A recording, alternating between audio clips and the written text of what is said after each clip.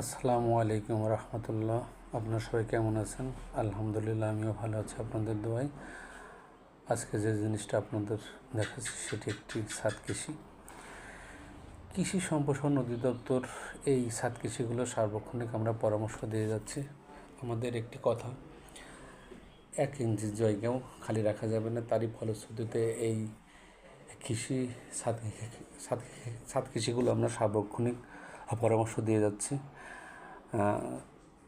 এই ছাদ কৃষি থেকে আপনার পারিবারিক যে সবজির চাহিদা এবং ফলের যে চাহিদাগুলো সেগুলো আপনি খুব সহজে পূরণ করতে পারবেন অল্প পরিশ্রমে এবং অল্প খরচে।